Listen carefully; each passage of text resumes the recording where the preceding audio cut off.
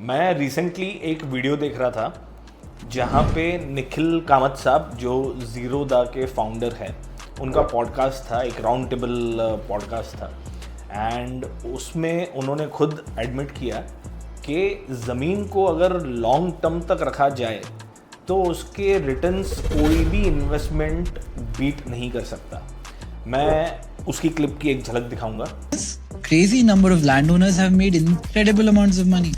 When I look at people who made money off holding land and forgetting, like some farmer bought 20 acres on the border of Delhi at some point of time and left it. We started Brigade Towers.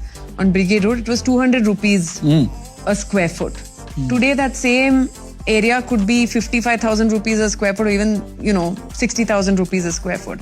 And that's like a 250 to 300x jump. In JP Nagar 7th phase, Very Brigade close to where I Millennium. live, yeah. We bought land at say 50 rupees a square foot. Today it's 10,000 rupees a square foot. Right. So it's still a 200x jump.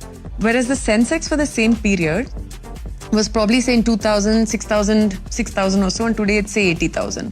So it's just a 13 to 14x. So if you look at it over a long period of time, I don't think land will ever decline in value. तो जैसा कि आपने देखा कि एक round table conference पे ये बताया जा रहा है कि ज़मीन के जो returns over a period of 20-25 years 30 years का है, उसके कंपैरेटिवली सेंसेक्स जो इक्विटी मार्केट की अगर आप देखे जाएं तो इक्विटी मार्केट के जो रिटर्न्स है उसके कंपैरेटिवली काफ़ी कम है।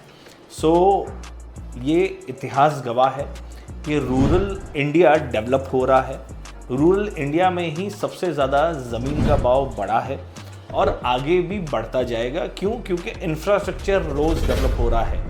इसमें कोई रॉकेट साइंस नहीं है, हमें कोई साइंटिस्ट होने की ज़रूरत नहीं है।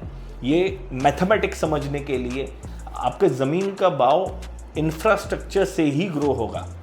सो ज़मीन में पैसा लगाएं। 2026 ज़मीन का है, रियल एस्टेट का है, और रियल एस्टेट की बूम अगर है तो ज़मीन की बूम उससे 2 गुना तेज़ होगी। सो पैसा लगाइए।